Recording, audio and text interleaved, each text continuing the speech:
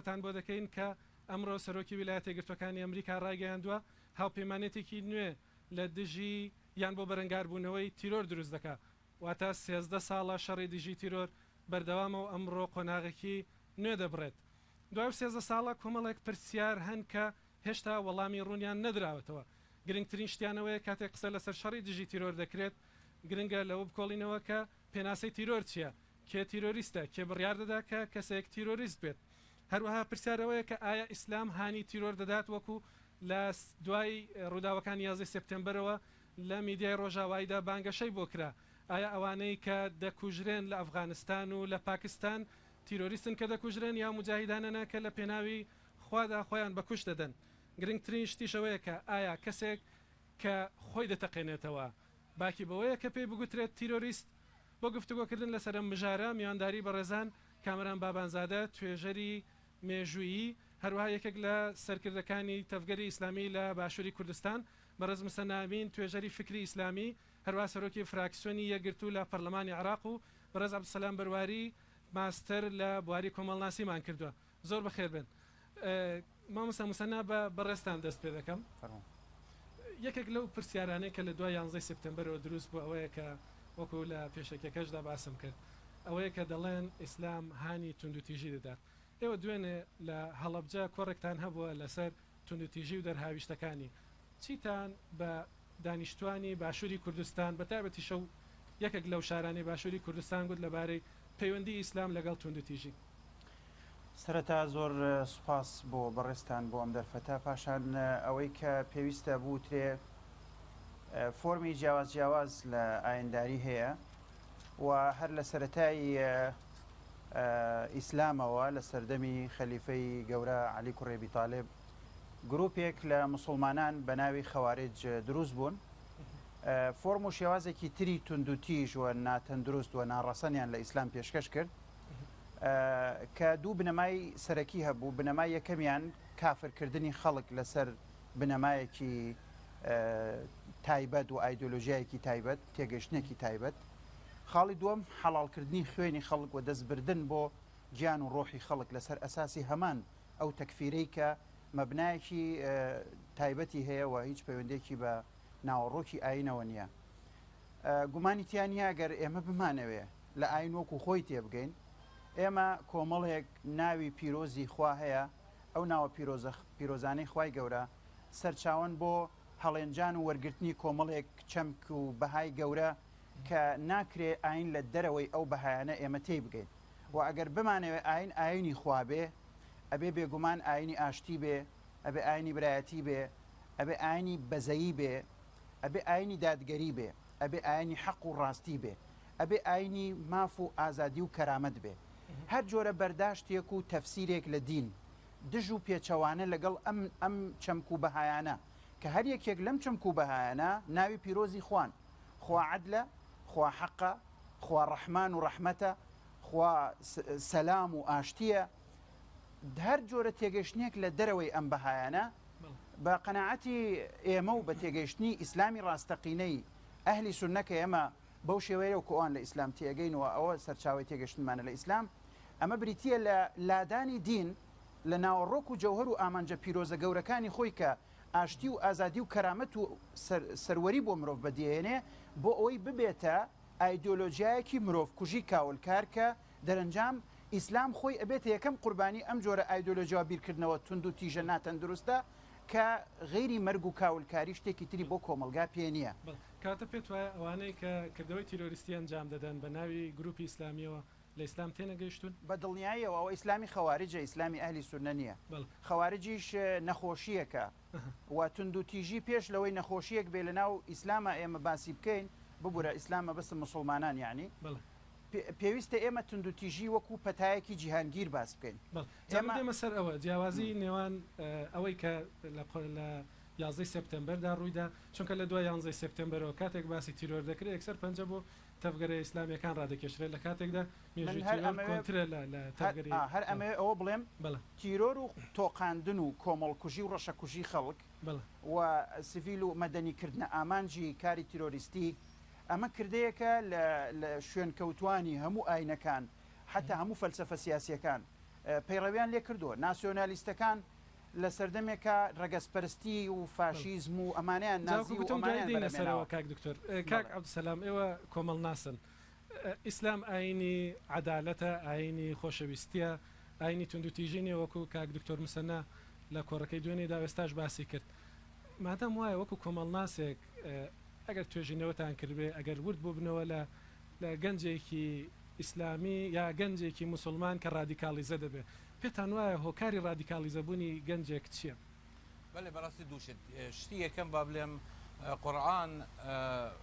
وشەی تێدایە ئەگەر یەکێکی وەکو خەواریج وەکو دکتۆر باسی کرد بیەوەی ئەتوانیت ئەو وشانە بە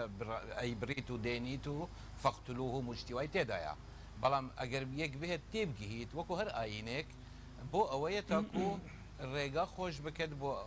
بۆ ئاخرە ڕۆژ تاکو خەلک بژیت بە ئاسوودەیی و بە محەبەت لەگەر یەکتر هەموو ڕیسالەی هەموو ئاینەکان بەو شێوەیە بەڵام قەزیەکە لەوە نییە من بۆچوونی من بۆچوونێکی مهێ ڕەنگە جیاواز بردە بۆچوونی زۆر خەلک ئەمەی ئیستا بڵاو بووە پاش 11 سپتەمبەر بە تایبەتی بە ناوی ئیسلامی سیاسی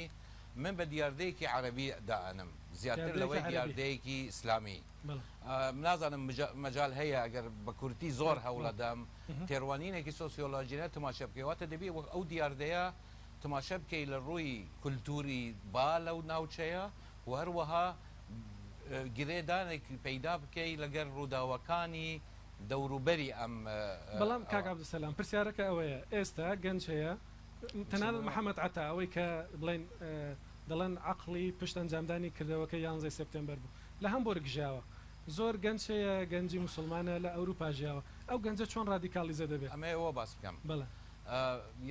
پەیوەندێکی هەیە بەوەی هینی عەرەبیەوە ئەوە ئەگەرێتەوە بۆ سەرەتاکانی قرنی بیستەم کە عەرەب پاش 800 ساڵ هەڵسا چاوی کردەوە لە کاتێکدا لە عەرەب بە ناوی طبعا دەسەڵات دار بوون لە ئیمپراتۆریە ئیسلامی گەورە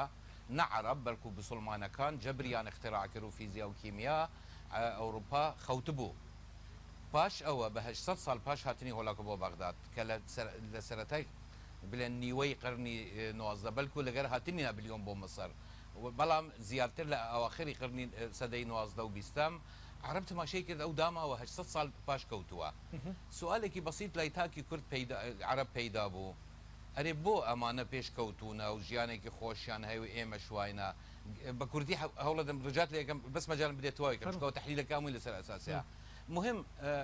یعنی لە ناخی خۆی تاکی عەرەب گەهشتە قەناعەت سەرکردەی ئێمەنە مەلیکەکانی ئێمەنە گەندەڵن پارە ئەخۆن و تۆقەی نەڕن ناهێلن ئێمە پێش بکەوین ئەوانش سەرکردەی باشیان هەیە کە مەجالیان داوە پێش بکەون باشە بۆ سەرکردەی ئێمە لا نادرێ لاوەعیەکەی عەرەبی واگرتەوە دەرچوو ڕۆژەوە پشتی لێ ئەگرن ئینگلیز بوون و فەرەنسی تاکو و پاش پەنجاکان پاشان ئەمریکا هات واتە ئەرزیەیەک پەیدا بوو بە تایبەتی پاش لێدانی ئیخوان 1954 و نووسینەکانی سید قوتب لە سجن کە یەک تەحولێکی زۆر گەورەی لێ پەیدا بوو پێناسەکردنی بسڵمانی باش و بسڵمانی خراپ واتە بەبێ مەمتەقی خەوارج بسڵمانی چاک بۆی هەیە بسڵمانی خراپ هەموو معاملێ لەگەر بکات ئەوەی سەداعشەی کرد لەوێ مثلا زمینەیەک پەیدا بوو کە خەلکەکە لە دەستی نیمچە مەڵا نیمچە زانا لە ئیسلام هان ئەدرێن دژی حاکمی عەرەبی سعودیە یاریەکی زۆر جوانی کرد پارەیەکی باشیدا لە ڕێگای تەمویلکردنی مەدارسی وەهابیەکان لە دەرەوەی سعودیە خۆی لە ناو دەوڵەتە عەرەبیەکان و دەرەوە بۆیە ئەم تەوەجهە دڕندە خەوارجیە دژ بە حاکم کە تەوجیه کراوە ئەو حاکمەی چونکە ڕۆژ ئاوایی کە لایەنگیری دژبەوانە و لەگەر ئیسرائیلە ئەم ئەمریکایە کە دەوێت حەزارەی ئێمە لێرە ڕات دەگرم کاک یعنی زمینەیەکی کولتوری پەیدا بوو کە خەڵکی زانا و تێگەهشتوو ینی ئاراستە بکردن دژ بە ئەمریکا و ڕۆژاوە باسی لێدانی خوانت کردەمە خاڵێکی زۆر گرنگە محەممەد مورسی دەبێت بە سەرۆکی کۆماری میسر بە باگراوندێکی خوانیەوە گەنجێکی میسری لە ئەسکەندەریە دەنگی دا بە محەممەد مورسی زۆرینەی دەنگی وڵاتەکەی بەدەستێناوە لە پڕ دەی محەممەد مورسی لا دەبێ عسکەرێک لە شوێنی ئەو دادنەی پێت وایە ئەمەش ینی جۆرێک لە هاندان نییە بۆی کە ئەو گەنجە بیر بکاتەوە مادام وڵاتەکەم پێ ناگۆڕدرێ مادام دەنگی من قیمەتی نییە کەواتە دەبێت ڕوو لە تونند و تیژی بکەم. نالێم خۆی دوولایە نییە مامەلەکردنی ڕۆژ ئاوا لەگەر ئەم دنیا ئیسلامیە بە تایبەتیش لەگەر عرب کە هەڵە بوو کە تخمەکانی کولتوری ئەو باوەری ئەوی تێنەگەهشت بوو و هەروەها حاکمێک کە نەیتوانیە نە لە ڕووی ئابوووریەوە نە لە ڕووی سیاسیەوە نە ڕووی کۆمەڵایەتیەوە ئاسوودەت بدەتێ ئیسلامیەکان زۆر بە ئاسانی دەهاتن ئەیان گوت یعنی تۆ تماشای حزب الله بکە لە لوبناان دەرمانی دێنا حتى لێرەش لە کوردستانش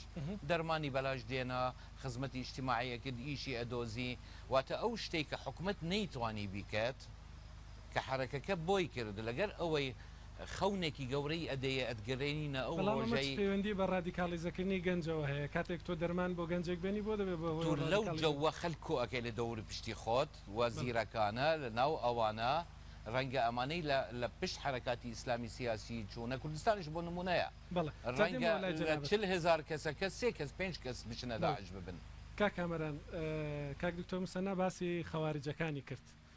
مێژووی بەکارهێنانی تونند و تیژی لە ناو ئیسلامدا مێژووی نوێ مەبەستم لە سەدەی 20دا لەکوێوە دەست پێ دەکات چۆن چەکەرێ دەکات و دەتوانین پشت بەو بۆچونەی کاک عەبدولسەلام ببەستین کە لە فکری سەید قوت بەوە دەست پێ دەکات. خۆی گرفتەکەی ئێمە لەوەدایە کاک هێمنجان پێم خۆشە ئەو مۆزوعە ینی ئێمە ئەگەر بێت و لە هۆکارەکانی سەرهەڵدانی تونند و تیژی و هۆکارەکانی سەرهەڵدانی ئەوەی کە پێی دەوترێت بکۆڵینەوە من پێم وایە پێویستە مەوزوعەنە لێ بکۆڵینەوە لەبەرەوەی ئەمانە هەمووی بەشێکی زۆری بریتە لە نەتائیج و نەتائیجەکەشی بەشی زۆری بریتینە لە خودی دین واتە خودی دین هەڵگری ئەم جۆرە قەنەعاتەیە نەخێرم پێم وایە بەشێکی زۆری ئەگەر تۆ تێبینیت کرد بێ ئەو وڵاتانەی کە بێکاری ئەو وڵاتانەی کە فەوزای سیاسی تێدا ڕوویداوە ئەو وڵاتانەی کە نادێموکراسە ئەو وڵاتانەی کە نائۆقرەی تێدایە نە خوێندەواری تێدا زۆرە دەبینین تونند و تیژی و حالەتی ئەرهاب لە وڵاتانە زۆرتر سەرەڵەدە سەیری ئەفغانستان یەمەن عێراق لە دوای ڕوخانی ڕژەمی سەدام دەبینین ئەو نائیستقرارە سیاسی و حالەتەیە ئەم شوێنانەی گرتوتەوە کە زۆرترین ئارەمی سیاسی تێدای ئەگەر تێبینیت کرد بێ بۆیە ئەمە هۆکارێکە لە هۆکارەکان هەندێک حالەتی شەیە مەسەرەن ئێمە ئەگەر بگەڕێنەوە بۆ سەرەتای تونند و تیژیەکان ئەگەر بێت و قاعیدا بریتی بێ لەو سەرەتاییان خۆ تۆ ناتوانانی پشتیوانی ئەمریکا و مخابراتی سعودی دا ببڕی لە سەرهەڵدانی سەرەتاکانی تالیبان و هەروە سەرەتاکانی سەرهەڵدانی جیهادی ئەفغانی کە بە زۆرێک لە تەنسیق و هاوکاری لەگەڵ ئەمریکا پێش ئەو کات کوشتنی سادات و پێش ئەو کاتی شەو ڕووداوەکەی میونخ ئەوەی بڵین بستنەوەی تۆ بە ئەندێک ئەمانە پێش پشتیوانی ئەمریکا بوون لەو حالەتێکی فەردی تۆ ئەگەر بێت و ئەم حالەتە فەردیانە با بڵین بکەین بە ئەمە دیاردەنیە ینی حالەتێک ڕوویداوە گروپێک قەنەعەتیان وایە سەرکردەیەک بکوشن بەڕێگەی تیرۆر و پشتیوانە ئەمە نابێتە حالەت بۆی کە کۆی سەح و ئیسلامی لەو مۆزوعە بەرپرسیارەوە بوو نەبووتە دیاردە تیرۆرێک لە حالەتێک ڕوویداوە دوای 20 ساڵی تر حالەتی تر لەو شێوە دووبارە نەبووتەوە ئەگەر مۆزوعەکە بریتی بێت لە شێوە کارێکی ڕاست بوو کوشتنی سادات ئەگەر وەکو نمونەوە بگرین دەزین چۆنە ئێمە ئەگەر بگەڕینەوە بۆ مامەڵی تۆ بە ئەو مۆزوعی بۆ شتێوەدی ڕاستە نەکەین چکەنێک سەرنج شمل بۆ قسەکانی کاک عەبدولسەلامی ئەنی مامەڵەی حکومڕانە دەسەڵاتدارە مطلقەنا دموکراسیەکان لە ئەوروپاش بە شێوەیەک لە شێوەکان کۆمەلگا لە کۆتایی سەدەی 19 و لە سەرەتای سەدەی 20 بۆ شێوە ڕوبەڕوویان بۆتەوە ینی کۆمەلگا پەنای بۆ زۆرێک لە تونند و تیژی بردو بۆ ئەو حکومڕانانەی کە دموکراتیان قبول نەکردووە خۆشۆڕشی فەڕەنسی بە شێوەیەکی ئاشتیانە و دموکراتیانە لۆی 14 و لۆی 16 بەرامبەر بە ینی کورسیان بەجێ نەهێشت بەستم لێرەدا لەوەدایە هەموو بەرەنگاربوونەیەک بۆ حکومڕان حکومڕانانەی کە وەکو سادات ئەمەی کۆتایی سەدەی 19 لە ئەوروپادا واتە ئەمەی کە ئێستا ئەم حکومڕانانە بە شێوەیەک لە شێوەکان لەلایەن دەتوانم بڵێن بە باگراوندێکی دینی هەن دەدرێن لەبارەت بۆی کە ئەمانە ئاشتی قبول ناکەن عدالت نین شەفاف نین عسکەرتارن ئەمە لە ئەوروپاش ئەگەر بێت و ئەمە بە تیرۆر یان بە شێوەیەکی ناتەندروست قسەی لەسەر بکەین لە ئەوروپاش سەرەتایەکەی بۆ شتێوەی بووە ینی حکومڕانێک ئەگەر بێت و ڕازی نەبێ بە ئاڵوگۆڕیان شتیانی دەسەڵات بە تەکید دەبێت چاوەڕوانی ئەو بەرئەنجامانە لێ بکرێ بۆیە پێش ئەوەی بڵێن ئەم پیاوەی کە ساداتی کوشت حالەتی تەندروست بوویان نادەوێت بڵێن ئایا ئەمەی کەس ئەم شێوە حکومڕانی کە سادات لە میسرا کردی و ئەم هەموو خەڵکەی کە لە سزن کردبوو ئەم حالەتەی بەرامبەر بە جیاوازی لە ئیسلامیەکان و غێری ئیسلامیەکان لە میسر پیادەی کردووە ئەم حالەتیش تەندروستیاننا ئەگەر ئێمە لەو مقدمەیەوە دیڕاستی مۆزوعەکەی بکەین دوایە بینە سەرویم پێم وایە بە حالەتێکی ناڵێم بە حالەتێکی تەبیعی دەزانین بەڵام پێم وایە دیڕاستەکانێک واقعیتر دەبێت بۆ چکە ناکرێتەوە لە قتەیەک لەناو کۆی پرۆسەیەکی ناتەندروستە بێنێ دەرەوە باشە جۆرێک لە کۆدەنگی هەست پێ دەکەم لە نێوان هەرسێک لە میوانە بەڕێزەکانمدا لەسەرەوەی کە لە ڕۆژهەڵاتی نێوەڕاست بەهۆی هەبوونی دەسەڵاتی دیکتاتۆریەوە بەهۆی سەرکوتکردنەوە تونند و تیژی وەکو کاردانەوەیەک دەردەکەوێت بەڵام پرسیارەوەیە کا کامەران گەنجێک دیسان دەگەڕێمەوە بۆ ئەوروپا بۆ ئەمریکا گەنجێک کە لە ناو سیستەمی ئەوروپاییدا دەژێت هەموو مافانە هەیە کە هاوڵاتێکی ئەوروپایی هەیەی ئەمریکی هەیەی ئەو گەنجە چۆن ڕادیکالیزە دەبێت یعنی چۆن دەکرێتەوە تەفسیر بکرێت توزاری پێش هەموو شتێک ئەگەر تێبینیم کردن پێم خۆشە ئەو مۆزوعا بە شێوەیەک لە شێوەکانەوەی کە پێی دەبێت ئیسلامیان لە ئیسلامی سیاسیان لە تەوشمی ئیسلامی ئەو مۆزوعا دابڕین لەبەرەوەی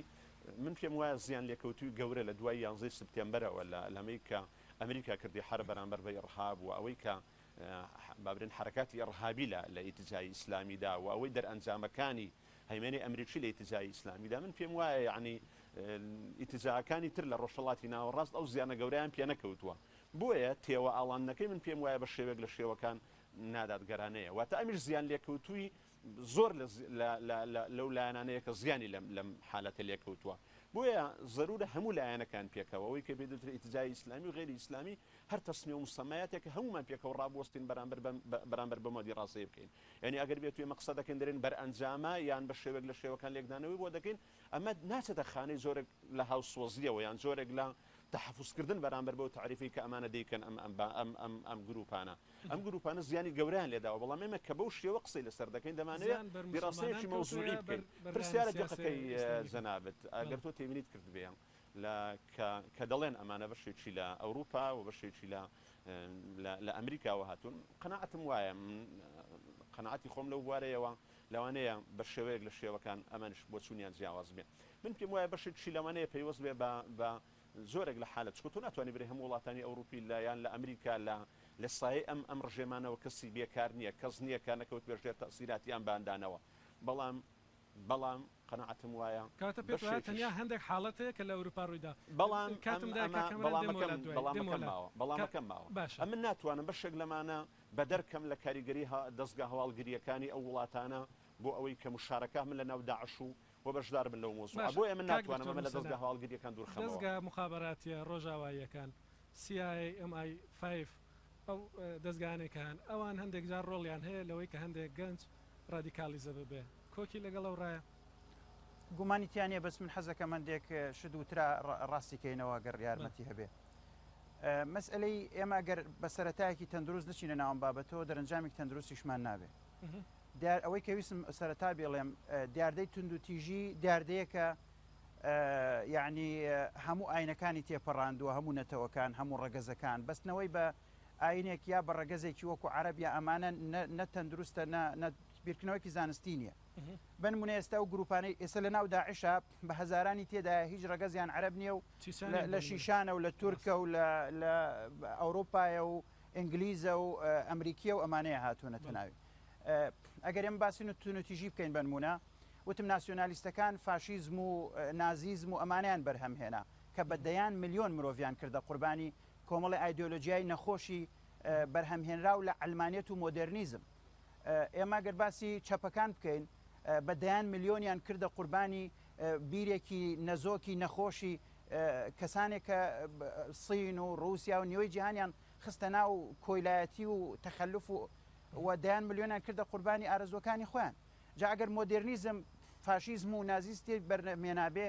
و لە ئەوروپا لە ڕوبەشی ڕۆژهەڵاتی دنیاش مارکسیەکان دەیان ملیۆنیان کردبێتە قوربانی خەونی نەزۆکی خۆیان بۆ ئێستا ئێمە بین تونوتیژی ببەسینەوە بە شارستانێتێک یا بە ڕەگەزێک یا بە ئاین و نەتەوەیەک ئێمە ئازانین کە ئەو تاقینەوانەی کە لە ئۆکلاهۆما کرا و لە چەندین جار دووبارە بووە لە وڵاتە یەکگرتوەکانی ئەمریکا گروپێکی تنڕەوی مەسیحی کردی ئەوەی ویستی قورئان بسووتێنە گروپێکی تنڕەوی مەسیحی بوو ئەوەی دوسێ ساڵ بەر لە ئێستا لە نەرویج لە ئۆسلۆ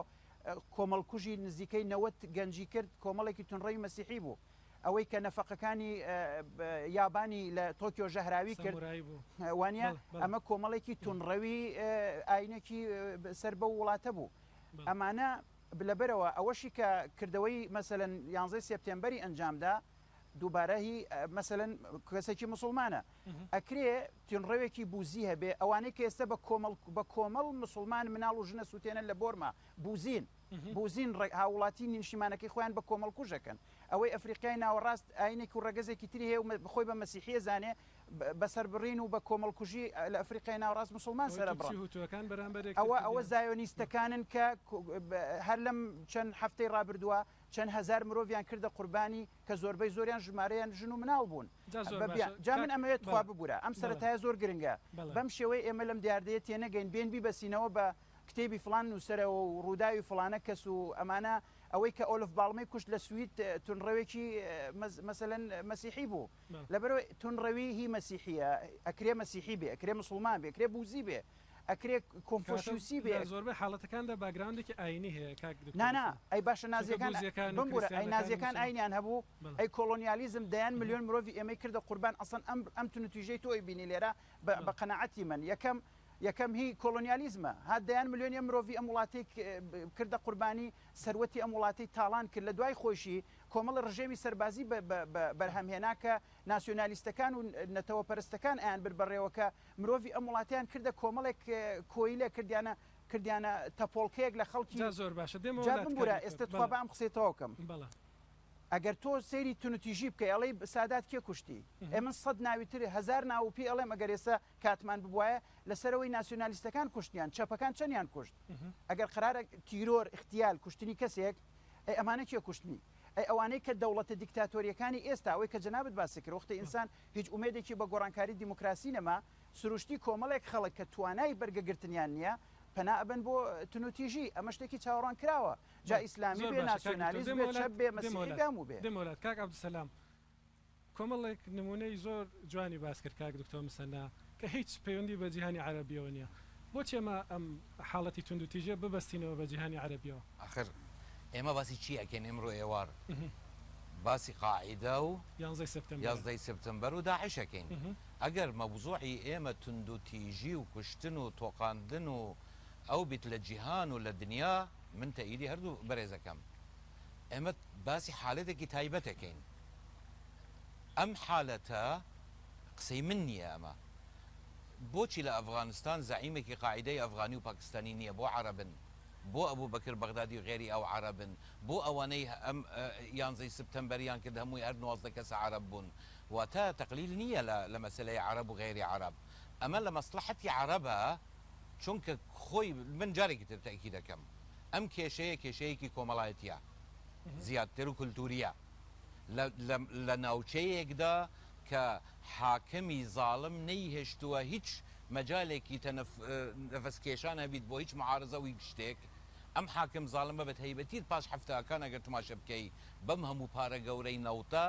تو ئەزانی یەک ئەمیری سعودی لە بەرچاوی خەڵک خانوویەکە کەت بە 300 ملیۆن دلار کەشف ئەبیت کە 1 بلیۆن دلاری داوە کۆمیسیۆن بۆ شەرەکەی AT&T ئەمە خەلکەکە کە لە شار لەو فترەیە لە گوند هاتە ناو شار و تماشای ئەو هەموو نەعەدالەتیەی کرد بالمقابل ئەوانەی کە هەلگری ئەمە قسەی من نییە هەلگری فکری ناسیۆنالیزمی عەرەبی سۆسیالیستیان تەجروبە کرد فاشل بوو ناسیۆنالیزمیان فاشل کرد بە شخصی عەبدولناسر فاشل بوو هەندێکیان وەکو تونس لیبرالیزمیان فاشل کرد و لوبنان هەر فاشل بوو ئەمە ناسیۆنالیستی عەرەبە کە ئەتوانید یاری بە سۆزی گەنجی عەرەب بکات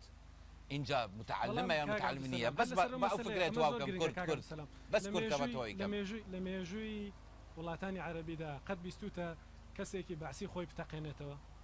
کەسێکت بیستووە دەبیر بە وردی بێنە مەوزوع فکری خۆی ئەساسەکەی فکرێکی قەومیە کە ئەیدۆلۆژیاکان فاشل بوون ئەمە سری قووەتی حەسەن بەنایە ڕێزێکی گەورەم بۆیە مفکرە حەسەن بەنا توانی بە شێوەیەک بە زمانێک ئەو ئینبیعاثی ئیسلامی بخیتە مێشکی خەلک کە سەرنجڕاکێشە کە جواب وەڵامدەری هەموو ئەو حرمانەیە ئەوەی ئەم گەنجانە لەناو مجتەمەع ئەبینن بۆیە ئەم خەوارجانەی دکتۆر مسەنە بە جوانی باسییان کرد زۆر بە ئاسانی ئەتوانن استغلالی دووشت کەم جارێک دەشەلێم هەڵەکانی ڕۆژ ئاوا لە مامەلەکردنی لەگەر ئەم ناوچەیە و لەگەر کولتور و توخمەکانی و مقدساتی و هەروەها بەردەوامبوونی ئەم حاکمەی کە هیچ مجتەمەعی مەدەنی و ئەوەی نەهێلاوە ئەم حرەکاتانە ئیسلامیان کردە چەکێک بەدەستی خۆیان بۆ ڕاکێشانی ئەو خەلکەی کە ناڕازیە ئەو کاتە مهم نییە ئەمە خوێندەوارە بەعکسەوە خوێندەواری مهندسی وەکو ئەو زیاتر ئەتوانیت بچیتە ناو مەوزوع استغلالکردنی هەست بە نامەحرومی ناعەدالەتی و بوونی خەونێکی جوانی کە بدبەتە ئەو جێگایی کە وەختی خۆی ئێمەی عەرەب دنیامان حکم ئەکرد و بۆ تۆش میسالی حەی ڕۆژانە ئەیدەتێ کە خزمەتێکی باشتر ئەکات لە باتی حکوومەت و نەبوونی مؤسسە ئەمە ژینگەکە ئەمە ژینگەکەیە دەبێت کاتی میوانەکانی دیکەش بدەم کاک کامەران بەهۆی زوڵمی دەسەڵاتدارانی و وڵاتانەی سەرکردەکانی ڕۆژهەڵاتی نێوەڕاستەوە گەنجان ڕوو لە تونند و تیژی دەکەن وەکو کاک عەبدولسەلام بەرواری باسی دەکە باسی باگراوندی عەرەبی ئەو کێشەیەش دەکا و کێشەیەکی کۆمەڵایەتی لە باشووری کوردستاندا ئێستا باشووری کوردستان لە شەردا لە دژی داعش بەڵام ڕۆژانە دەبیستین کە گەنجێک لەم شار گەنجێک لەو گوند گەنجێک لەو دەوروبەرانە دەڕاتە ناو داعش ئایا ئەمەش دیسان کاردانەوەی ئیستبدادێکە کە لە کوردستان هەیە ئەگەر بەپێی لێکدانەوەکەی کاک عەبدولسەلام لێکی دەینەوە یان چییە بۆچی گەنجێک لێرەوە دەڕاتە ناو داعش من جارێگەر ڕێگەم بدەیت سەبارەت بە مۆزوعی حاکمی زاڵم لە وڵاتانە خۆی گرفتەکە لێرەدا لەوەدایە ئەگەر کە عەبدولسەلامیش لەو بارەیەوە هاوڕایە لەسەر ئەساسی کە ئێرهاب و ئەم حرەکاتی ئێرهابیانە بەشێکە لەم حالەتەی کە ڕنگدانەوەی حاکمە زاڵمەکانە لە ناوچەکەدا بەڵام ئەگە تێبینیمان کرد بێ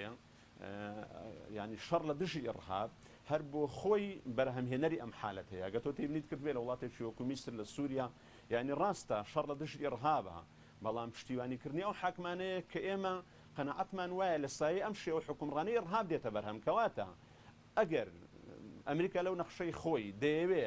شەڕ لە دژی ئێرهاب بکەوە بەرکردنی ئێرهاب مەسەلەی بنبەرکردنی تیرۆر دوای دێنە سەری بۆ من گرنگە وەڵامی پرسیارەکەم بدەیەوە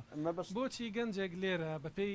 لێکدانەوەی کاک عەبدولسەلام بێ مادام کاردانەوەی بەرامبەر استبداد بۆچی گەنجێک لێرە دەڕاتە ناو داعش ئەو خەڵانی ئەو گرنگە باش کا دەکەم چکە کات زۆر دەرفەتم بدەیە و پرسیارانە تەوزیع بدەمەوە بەڕاستی خۆی بابەتی بابێن هەرێمی کوردستان جارێ پێش شتێک قەنەعەتمان بۆی بێ لە هەرێمی کوردستان نەبووەتە دیاردە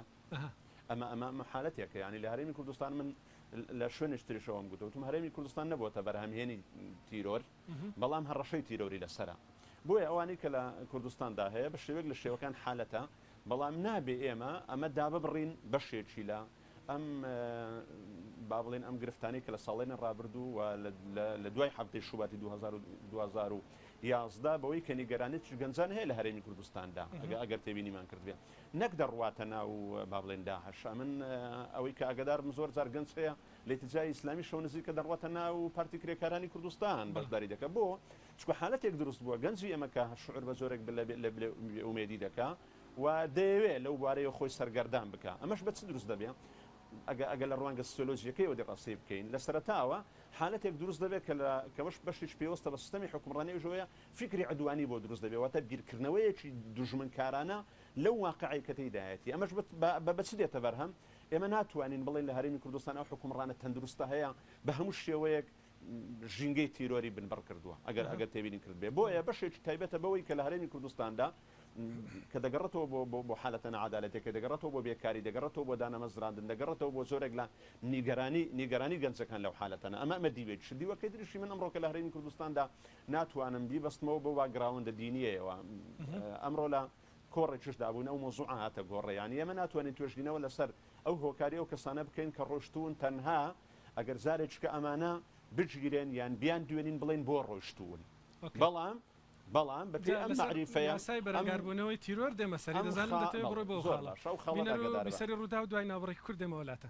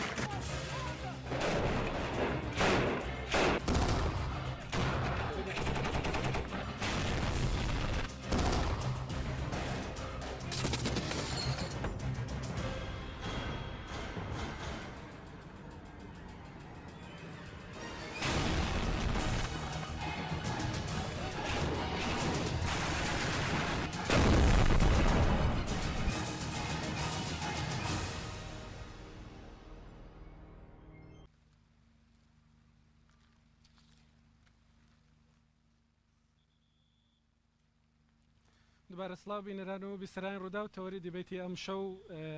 بیرۆری 13 ساڵ تێپەڕین بەسەر ڕووداوی 11 سپتامبەرە لە ئەمریکا. میوانانی بەڕێزم کامران بابانزادە، دکتۆر موسە نامین و کاک عەبدولسەلام بەرواری لێرن. بەر لە ناوبڕ لەگەڵ کاکامران باسی مەسلەی ئەومان دەکرد کە کاتێک تۆ دەتەوێت قسە لەسەر بنبەرکردنی تیرۆر بکەیت، زۆر گرنگە گوێت لەوانە بێ کە ڕویان کردوێتە دەرەوە، ڕویان لە گروپە تونداژۆکان کردو، بۆچی ڕویان لەوان کردووە. پرسیارێکم لە کاک موسە ناهەیە، بەڵام دوای دێمەلات. کاک عەبدولسەلام، بۆی ئەو مژارە تەواو بکەین. ئێوە پەرلەمانتار بوون لە خولی ڕابردوودا، یاسای بەرەنگاربوونەوەی تیرۆر لە پەرلەمانی کوردستان دەرچوو. لەم خولەدا گەنگەشەیەکی زۆر هەیە بۆ هەموارکردنەوەی ئەم یاسایە. زۆر کەسیش پێی وایە ئەو یاسایە وای کردووە کە نەکرێ ڕێگە لە ڕادیکاڵیزەکردنی گەنجان بگیرێت لە کوردستان. کۆکی لەگەڵ ئەوڕایە؟ من اولا لخلي سيامش باس اكرا حتى بروجي بيشكش كرابو بو ام خلاش كام ياسايا رابي جيري اصلا بپی اوی من سروکی لجنه کمالایتی بو مسئله گیرا و کانو چاکسازی کان اوی ایما بو حتی اوی که گفتگو اکرا لسر یاسای لبردنش که کامیان تیدا بید کامیان تیدا بید بویا من لناو موضوع کبوم سپاس بو اوی او دفتن بدهیه من خوم لگر اوما هیچ یاسایک بس تنها کتاب سماوی کان ناگوردرین اگر هموش تیتر اگوردره به دستور و به یاساوا گرینگ او نیتو بلی دبی ام یاسای بگوردره دبی لمن يعني من قلت ليت كام برجة كام يعني او سيارة من نور قلت ومن هي ودارم لم خلدا بيمان بلين لكام برجة ام ياسايا سقطة يان خرابة يان غلط بكار دين ري چونك هند برادراني حزبك معينة ينقول ام يا بهوي ام ياسايا شند كادري اما جيراون لا ياساي بس اللي حزب معين حزبك كاميرانا بيكم كمال الاسلامي او كاتواني لا ارشيف تماشى كي كام حزب يا كيك لا حزب كان اي قلت كادري اما جيرا وبوا حتى كو وكو رفيق لقريان قسم كنت قلت يك بابا ناميكي انا ولا انصار السنه انصار الاسلام داوتي ببرادريك مراقبه ان كردوا الجاري دوم قرتو يعني اخر نامه قرتن بتيرور حبسي كم قلت مثلا كونيه ايوا ياساين ولا من باشترا زانن اوي اماده بيت بعقيده او امنا ميلا صار السنه بينيت صبينا قم بلا كجدينيت موضوعي ام ياسايا حقيقات خوي باسينا جروبك كات نكريارك كتنها ام شتاني كبتيرور حساب اكرين زربيانش تيرور بمفهومي ايما او كشتني خلكي بجناحي مدني كان بجداري راستوخونيا لو خلافيك هات طرف اما تيرور باشا بلا ما قربو بيناسي بكاك عبدولسەلام بەرواری ئێستا ئێمە لە شوێنێک ڕاوەستاوین لە پشت سەری من ناوی کۆمەڵێک قوربانی ڕووداوی یەکی شوبات کە شتێکی هاوشێوە 11 سپتامبەر بوو بۆ ئێمە بە شێوێک لە شێوەکان هەیە. ئەم پارکە ناوی پارکی سامی عەبدوڕەحمانە. سامی عەبدوڕەحمان سەرکردەیەکی سیاسی بووە، بەرپرسێکی باڵادەستی حکوومەتی کوردستانیش بووە. ئەو ناکەوێتە چوارچێوە پێناسەی ئێوە، یعنی کەسێکی سڤیل نەبووە و لە جەناحی مخالفیش هاتووە کوشتویت. سپاس لوجيكا بلوجيكا آسانة إنسان أتوانين أو بكين مسألة كسامين عبد الرحمن نية مسألة كريارة كيا إما باس كبالين أم كريارة تيرورا بس كريارة كين نباسي أويك هلا أصيد بكريارة كين نأوي آمانجا أما بولو روت ما شناكي روجي ججني قربانا كججني لقربان يعني قلت أجر دجمناتي شبيت لقريه كيك دبيتي بشي أجد ببي لقريه روجا لو روجيك بهت لناو أبخلك هشتاك زبكو جيت أم هشتاك سا علاقتي أو لقر أوان هيش نية أم هشتاك سا لقر أو جهتي أو برادرة تنفيذي يعني جيب جاكري أمريانا خلافي مباشريا نية واتا أمانا أما تيرورا شون كان ما بس أبو سامي عبد الرحمن بكو جري يعني شوكة شيخ الزين ما بس ابو خلك كوب ولا روجي ججن بشتكي ديني بو زيادتر شتكي اشتواي بو زيادتر خلق بيروزباي ليكتر بكن بهيتو بيانكوجي اما طبعا خلقي بيتاوانا خلقي نبجدارة وخلقي سفيلة اما مثلا كان لو دايا بويا من الم جاري كتير يا سايد جي تيرور توجيه نكرا وابو اوي ايما بيكينا سياسيين او خو وبكاري بينين اگر تماشي بكين ئەگەر هەڵەش هەبیت ئێمە لە خولی سێەم یاسایەکمان دەرکرد کە شانازی ئەکەن کە ئێمە لە فراکسیۆنی کوردستانیش پێش هەموو کەس بووین کە ئەم یاسای دەربشیت کە لە حکم بووین ئەم نەخێ یاسایەک هەیە بۆ قەرەبووکردنەوەی ئەوانەی ئەگیرێن یان سزا ئەدرێن پاشان دەرئەشیت یان بەریئێن یان بەناحەق یان لە کاتی گرتنیان واتە حتا ئەگەر یاساش زۆر کاتم دا ئەگەر لە یاسا شندەشت هەبیت تواتوانی سوود لە یاسای دووەم لای جناب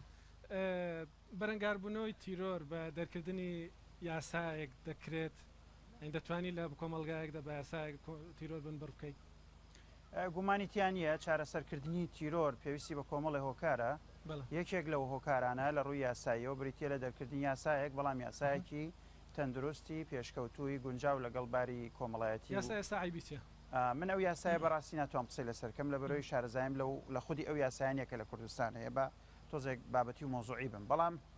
ئەگەر هۆکاری تیرۆر و تۆقااندن ڕیشەی زۆری هەبن پێگومان پێویستە چارەسەری زۆریشی هەبن خاڵێکی زۆر گرنگ لەم مەسئلەیە طبعاً ئەوەیە کە کاتێک کە کەسێک هەستەکە شوناسی بە معنای ئاینیش کە شوناسێکی پیرۆزە لە قەلق و مەترسیایە واتە ڕێزی پێویست لە شوناسی ئاینی ناگیرێ لە کاتێکی شام شوناسی ئاینێ شوناسی ئاینی زۆرینەی خەڵکی وڵاتەیە لێرە تعبیری تەندروستێ و تعبیری ناتەندروستەیە ئەبێ چاوەڕوانی ئەوە بکرێت کە تعبیری ناتەندروستیش ئەچێ بەرەو حاڵەتی ئیرهاب لە کاتێکا کە ئومێدەکانی دروستکردنی ژیانێکی پڕکەرامەت و عەدالەت بۆ هەمووان ڕێگەی لە بەردەم ئەگیرێ لێرە تووشی ئیحباط ئەو کەسە تووشی ناومێدی و ڕەشببینیە بێ لەوانەیە بە شێوازی ناتەندروست تعبیری لێ بکا کە ئیرهاب دروستەکە ئیسلام وەکو دینێک هەروەکو هەموو پەیامە ئاسمانیەکانی تر فەلسەفە و ئینەکانی تریش کاتێک لە ئەسڵا بۆ ئەو دروست کراوە چارەسەر بێ دەرمان بێ و چارەسەر بێ بەڵام ئەکرێ کەسێک بە ناتەندروست دەرمان بەکاربێنێ سایدیفێکتەکان ببێ بە سەبەبی کوشتنی لەبەرەوە مانای وانە دەرمانەکە خراپە مادەم کەتێک غەڵەت سوودی لێبینیوە کەواتە ئەبێ ئێمە هەموو ئەو شتانەی کە تیرۆر دروستەکە خاڵێکی تر دەستگا ئەمنیەکان وەختێ بێڕەحم و بێ بەزەی لە دەرەوەی عورفی ئەخلاقی ئینسانی سزا تعزیب ممارەسەی ئەشکەنجەدان لە ناو زیندانەکان ئەگاتە حەدی شکاندنی کەرامەتی مرۆڤەکان ئێستاە لە ڕابردوودا لە باشووری کوردستانە ڕابردوو زۆر بۆ ئێستاش بەکەمی هەیە بەکەمی هەیە ئێستاش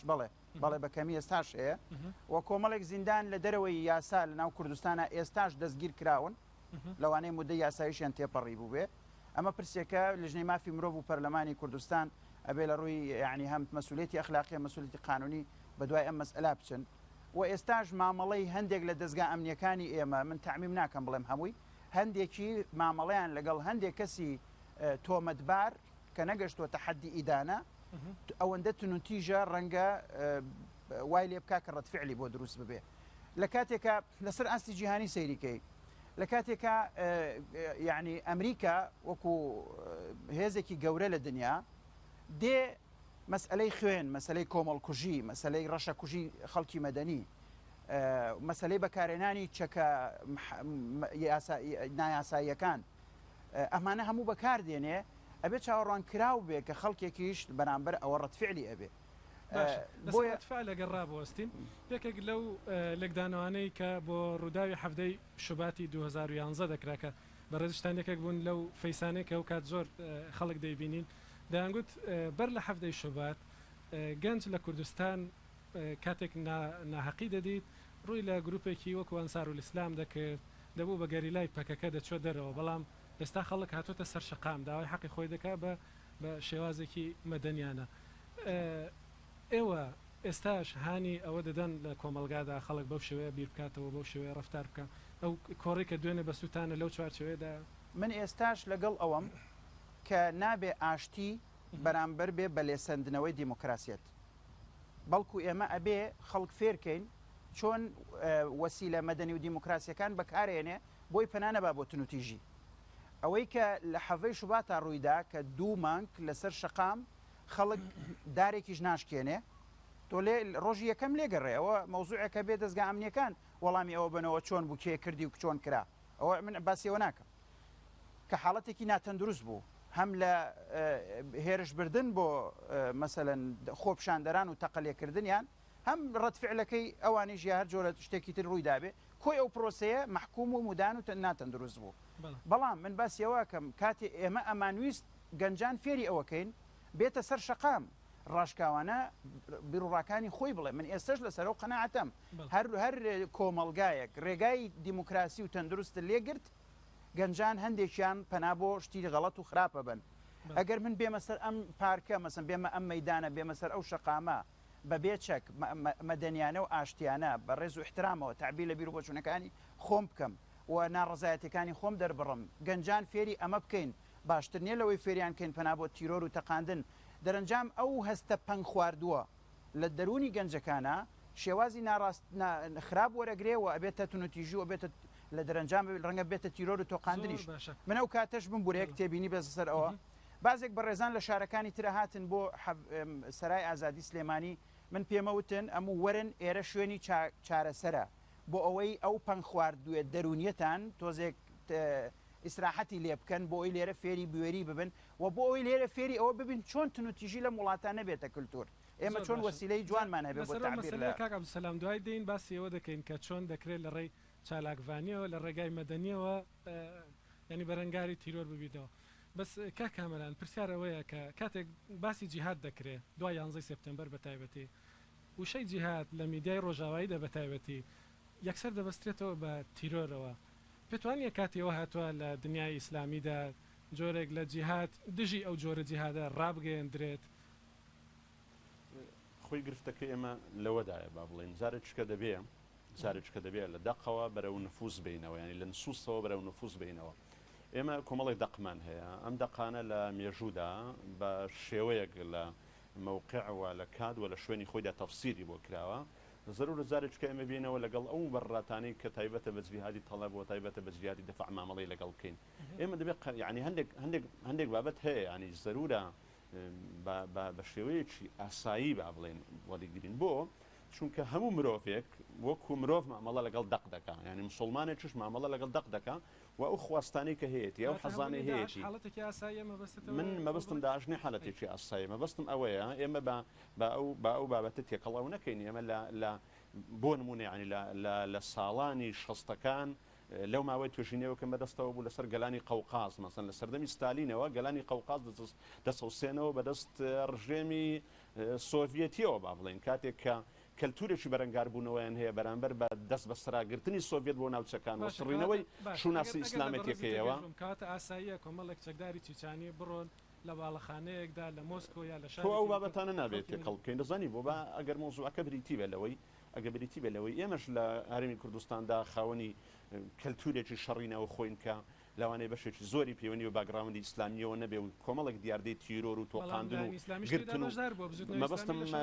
مەبەستم پشتی شێرەکەیە مەبەستم پشتی شێرەکەیە یعنی بۆ ئەمانە نەخینە قاوغی تیرۆرەوە بۆ تەقینەوە لە هەرێمی کوردستان لە سەردەمی شەڕی ناوخۆ وە کوشتن بەبێ مححکەمە و زیندانکردنێکی دوور و درێژ بەبێ مححکەمە بێ لێ پرسیینەوە نەبووە ینی ئەگەر بێت و ئێمە ئەمانە هەموو سەڵسیفەتێکی دیاریکرا و دابرین بۆ تیرۆر و تۆقااندن بە تەکید ئەو کاتێ پێم وایە ئەمە بەشێکی زۆری با بڵێن مرۆڤەکان دەگرێتەوە مرۆڤ دەگرێتەوە نەکفیەیەکی دیاریکراوە کە هەڵگری ئایدۆلۆژێتێکی دیاریکراوە کامەران چۆن دەکرێت یا کاتی نهاتووە جیهادی دژی ئەو جیهادەی کە تۆ دەبێ ئەگەداریەوە بە هەر لە دوای 11 سپتێمبەرەوە بەشی زۆری بابرین جای ئیسلامی العالم لە چوارچێوەی داعی و بانگەواز لە چوارچێوەی زانایان لە چوارچێوەی هەمووی تیجای ئیسلامیەکان ئەم مۆزوعیان با بڵێن ڕەت کردەوە و گوتیان ئەمە حالەتێکە ئێمە وەکو ئیسلام ڕەتی دەکەینەوە و بەشێک لە دەوافعی ئیسلامی تێناگەین و ئێمە ئەمە بە حالەتێکی محکوم دەکەین خەڵکێکی زۆری بێتاوانی تێدا کوژراوە و هەدەفێکی نامعلەنی هەیە و بەشێکە لە تیرۆر بەستم لێرەدا لە بێشە ئیتیجای ئیسلامی لە بەرژی جیاجیادا بەڕاتی خۆیان لەم حالەتە کردووە ینی ئەوەیە بەڵام ینی کە تۆرە تەوێ با بڵێن ئیتیجای ئیسلامی لە جارێککە مڕاجعکردنەوەی مفرەداتەکانی خۆی بۆ ئەوەی کە مۆزوعی داعش بە شێوەیەکی وەک خۆی وەکو دابڕاو لە کەلتوری جیهاد و ئیسلام وەرەنگاربوونەوە تەفسیر بکە ئێمە زەرورە با بڵێن لەو بوارەیەوە ئەم دەرفەتە بدرێ بۆ ئەوەی کە ئیتیجای ئیسلامی زانایان دوعات بێن لەو چوارچێەوە تەفسیری بۆ بکەن بەڵام ئەگەر بێت و تۆ پێشەوەی ئەم تەفسیری خۆی بکات تۆ تێوەی بگلێنی و بتەوێ تەفسیرەکەی بە شێوەیەک لە شێوەکان بخێ زۆر سۆرچەوەی باشە. محافزکاری و پێم وایە لە من سەرکەوتو نابێت پامەکەت گەشت کامەران دەرفەتم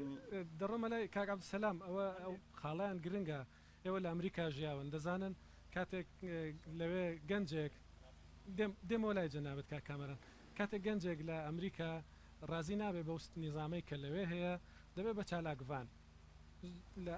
ئاخر حاڵەتیدا ڕەنگە ببێ بە چالاکڤانێکی گرین پیس بچێ باڵەخانەیەک ڕەنگاوی بکات ئەوەی کاک دکتۆر مسەناش باسی کرد کە خەڵک هاان بدرێت لە کوردستان بێنە سەر شقام مزاهرە بکەن جگەل لەو لایەنە جگەل لەو لانی چالاکڤانیە چی دیکە هەیە بەڕێستان وەکو کۆمەڵناسی کە پێتان وابێ دەکرێت بەهۆیەوە بەرەنگاری تیرۆر ببینەوە لە کوردستاندا ئەزانانی بابەتێکی درێژە ینی بەرەنگار بوونەوەی تیرۆر منش لەگەرەوە منە لە بەگرتنە و نەبلە بە قەسفی تایارەیە و نە بە یاسایە ئەمە بۆ نمونە مزگەوت چۆن دەکرێت بەکار بهێندرێ بۆی ڕێگە نەدرێ خەڵک ڕادیکالی زە ئەوە مەجاالمان بکنە بەڵام من ئەلێم یەکشت بە کورتی ئەلێم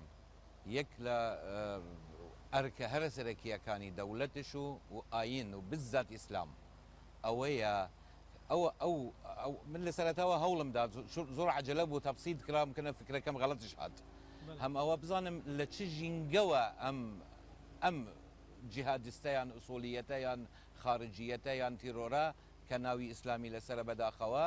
لەکوێ پەیدا بووە ئەگەر بتەوێ ئەمە کەمکە یان بەرەنگاری بیان یان ڕێگای لە بگیری دەبی بیچی لە هۆیەکان فعلا متفق بین بەعقلانە بکۆڵین لە هۆیەکان کەم بکەین یان نەهێلین ئەو کاتە ژینگەکە نامینیت ئەزانیت دوو قسە هەیە زۆر گرنگە لە پەیدابوونی من جارێکی تر ئەگەرمەوە تێزەکەی خۆم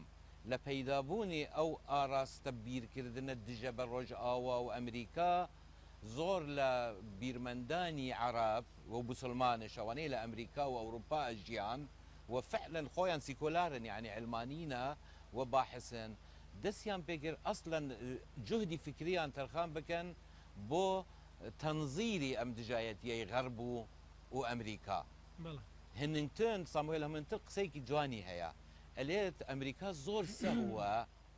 کە ئەیەوێت تێبگیت لە عالەمی سێ و دووەلی پاشکەوتوو ئەرێ چ جۆرە حکمە ئەوەی ئەم وەزعیان وای لێ کردو ئەلێت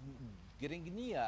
حکومەکە کەپیتالیستمیە یان سۆسیالیستیە یان لیبرالە ئەساس دەرەجەی بوونی حکمڕانی لە وڵاتانە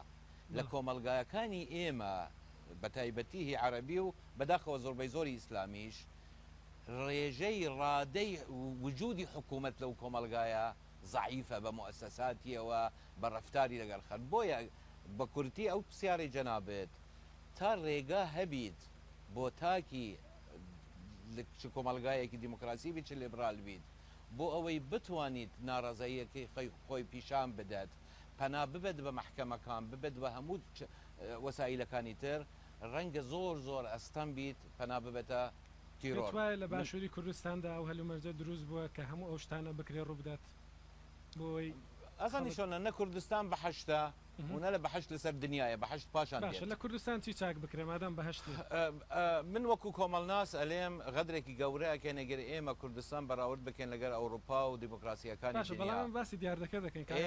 ئێمە وەکو ئەوروپا ئینسان لێرە دەژیت ئێمە بۆ ئینسان معرەز دەبێت بۆی کە بکوژرێ چی بکرێ بۆ ئەوەی مرۆڤی کورد لێرە نەکوژرێ بەهۆی تیرۆرە هەوڵ بدەین دەوڵەت بکەین دەوڵەت ئێمە سۆماڵیش دەوڵەتی هەیە نا دەوڵەت بە مفهومەنە کاکە بە مفهومەنە من نالێم دەوڵەتی کوردی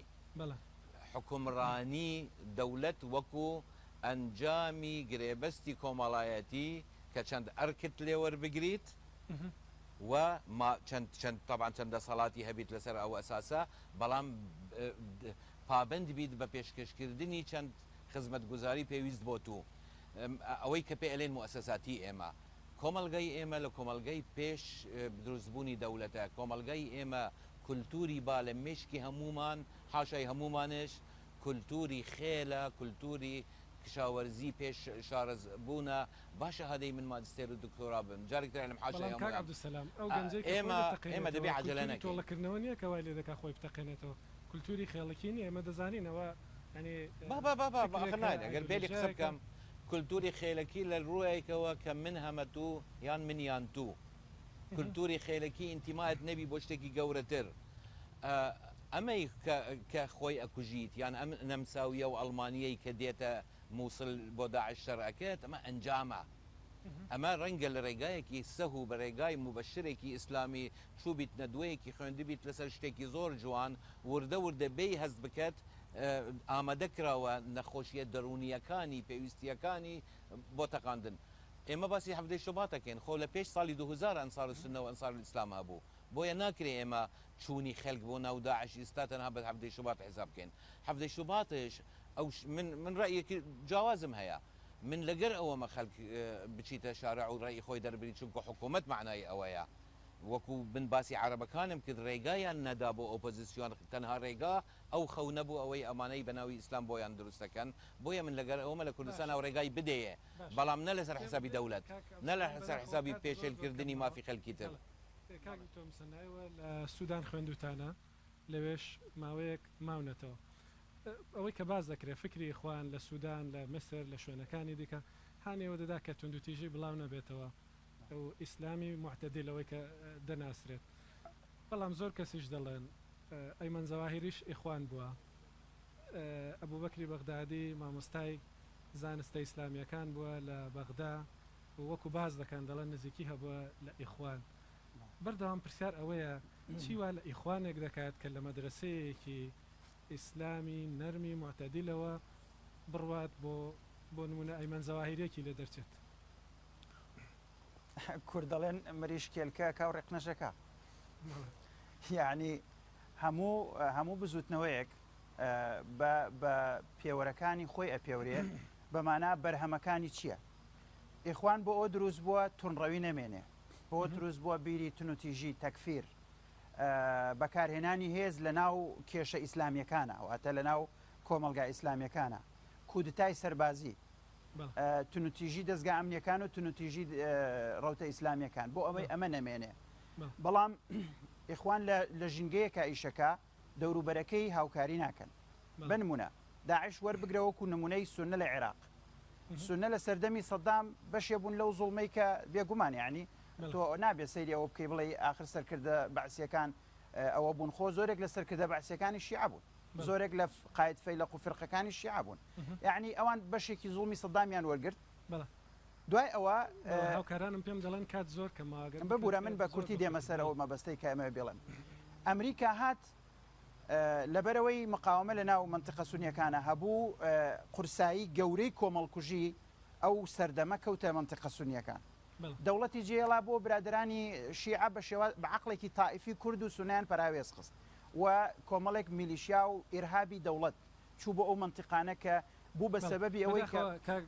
بموەرەجان من هەرەوەم ئەوێ بڵێم کاتم نەماوە چونکە هاوکارانم پێم دەڵێن بەداخەوە دەکرێت لە ڕێی تۆڕە کۆمەڵاتەکان و درێژە بۆ گفتوگۆ بدەین کا کامەران 20 ثانیە بۆ بەڕێزێت چونکە دەزانم